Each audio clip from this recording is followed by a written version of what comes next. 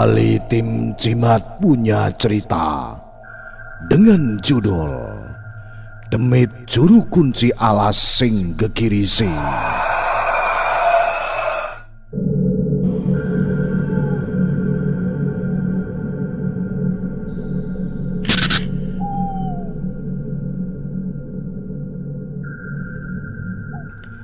Cerita ini ditulis oleh Ahmad Zainul, Desa Simorjo, RT 5, RW 4, Kecamatan Kanor, Kabupaten Bojonegoro.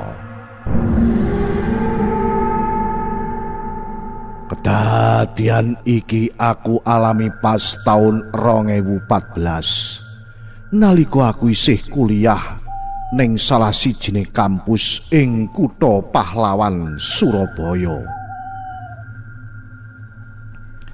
Awal tahun 2014 pihak kampus ngadakno kegiatan bakti karya mahasiswa nek Kecamatan Bantur, Kabupaten Malang, Jawa Timur. Kebetulan waktu iku aku ditunjuk salah sijine penanggung jawab kegiatan.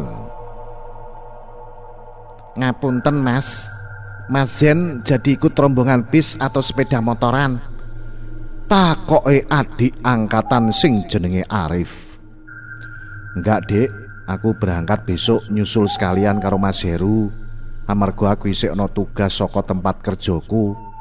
Terus Mas Heru yo isik kudu metuki dosen pembimbing skripsine.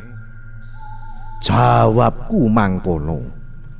Meskipun statusku mahasiswa, tapi yo aku sambil kerja kanggo urip nek perantauan, gak ngarepno kiriman wong tuwa. Amarga keluargaku tergolong keluarga sing sederhana nek desa. Ya wis Mas, nek ngono aku berangkat dhisik ya Mas. Ya Dik, sampean berangkat to. Kabeh peralatan gak ono sing keri to. Iki lumayan adoh lho, kurang luwih sampai 5 jam. Mangkane kudu dipastekno sekabehane aja ana sing keri. Nggih Mas, sampun aman kabeh. Sampeyan sing ati-ati nek berangkat sesuk karo Mas Heru, aja sore-sore amarga adoh terus ngliwati alas sing jarine wong kono rada horor. Jawab Arif karo ngedohno jempole. Ya Dik, matur suwun. Sampeyan sing ati-ati ya, aja lali dikabari nek wis tekan kono.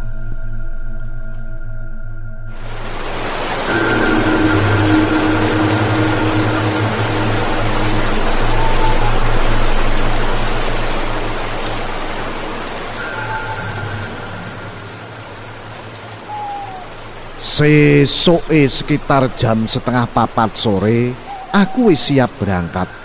Karek ngenteni kabar saka Mas Heru. Tak sambi beres-beres HP ku muni, negesa nek ana pesen sing masuk. Sak cepete tak waca, ternyata memang saka Mas Heru. Jelasno nek dhewekne gak iso budal bareng aku amarga ana tugas dadakan saka dosen pembimbinge. Perasaanku campur aduk antara yang tetep berangkat, ananging risikone aku sampai kono nganti tengah wengi.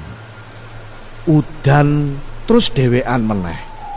Utawa berangkat sesuk tapi acara pengobatan massal iso berantakan.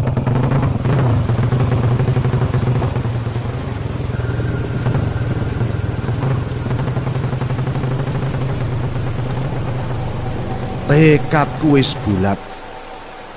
Meskipun nek jero atiku ana rasa wedi, tas tak cangklong, sepeda tak gas.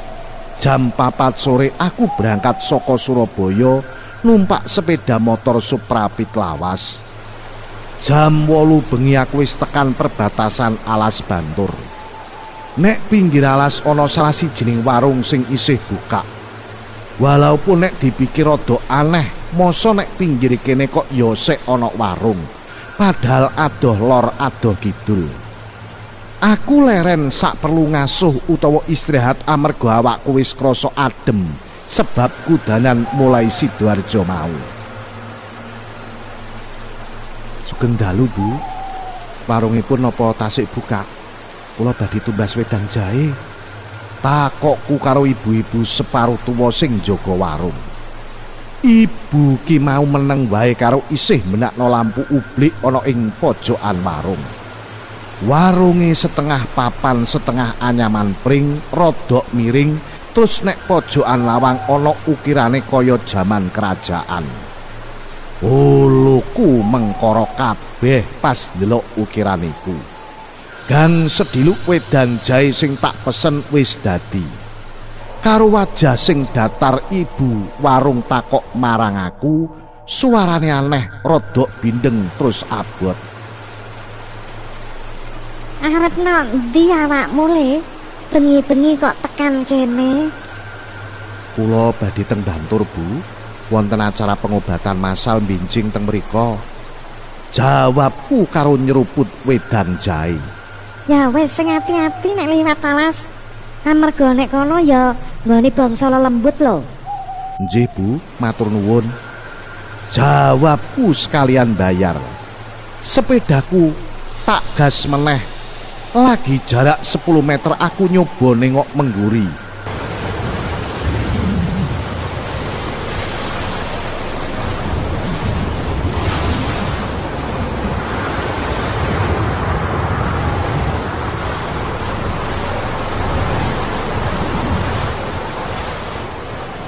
Mak kelas atiku kaget ora karu-karuan.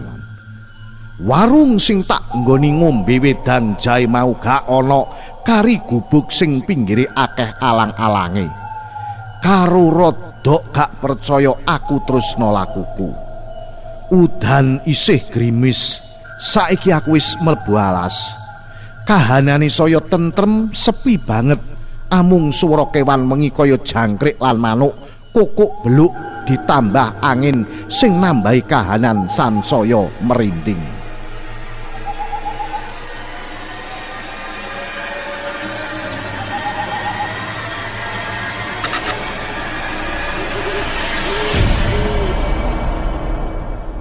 Limolas menit aku nembus jeroning alas gak ana kendaraan blas sing liwat.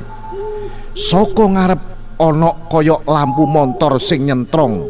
Atiku rodok tenang tapi ya wedi. Wedi nek iku begal utawa bangsa lelembut. Saya suwi tambah saya erek. Sinare lampu sing tak delok iku idep-idep ilang bledas.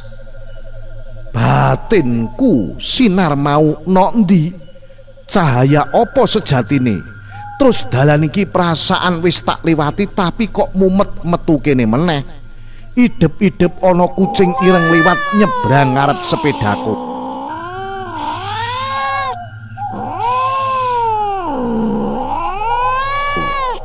Suara kucing mecah wengiku.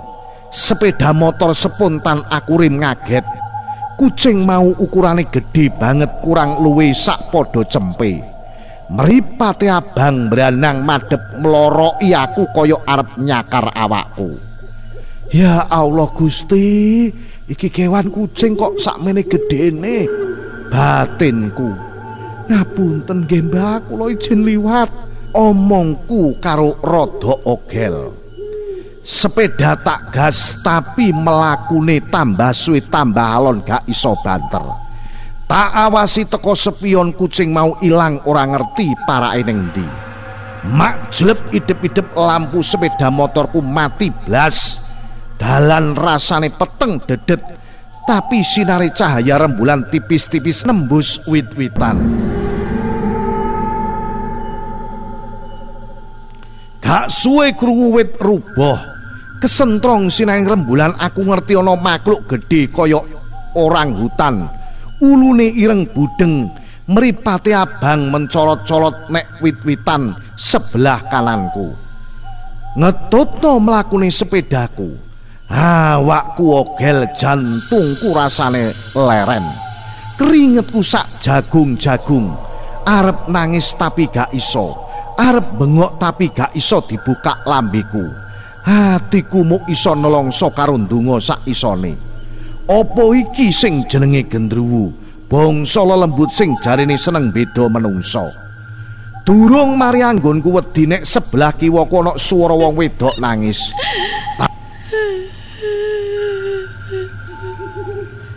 Tak wanek-wanekno melengak alon-alon. Ya Allah, aku kaget. Ana pocong ngamping ning pinggir wit karo nangis. Rupane wajahe ireng mripate abang melorok ngetokno getih. Gak ngerti nek ngarep ana bolongan makbruk ceblok aku saka sepeda. Aku lagi sadar nek ngarepku ternyata dalan arep nek jurang. Kelawan swara ingkang banter aku sebut Gusti Kang Maha Akarya Jagat. Ya Allah, matur suwun Gusti, matur suwun sanget. Mehae nyawa kuwoncat saka raga kula. Ya Allah, kula nyuwun ngapunten Gusti. Sedaya kilap kula, dosa kula nyuwun perlindungan dhateng panjenengan Gusti. Karo rodok susah payah aku usahano ngedekno awakku karo sepedaku alon-alon. Sepeda tak coba tumpaki meneh lampu sik durung mekan. Aku ndonga sak isoku. Lampu sepedaku mulai mekan meneh, tapi aneh nyentrong arahe munggah. Gang sedilu arahe malih ngisor, terus dadi cilik lan balik normal. Tak delok kiwa tengenku wis gak ana bangsa lelembut mau. Akhire aku sampai tekan tempat tujuan jam 10 bengi. Iki cerita nyata saka aku, muga-muga iso dadi pelajaran kanggo kabeh jimatres. Sangka aku Ahmad Zainul, Desa Simorjo RT 5 RW 4, Kecamatan Kanor, Kabupaten Bojonegoro. Salam jimatres, salam satu misteri. Au.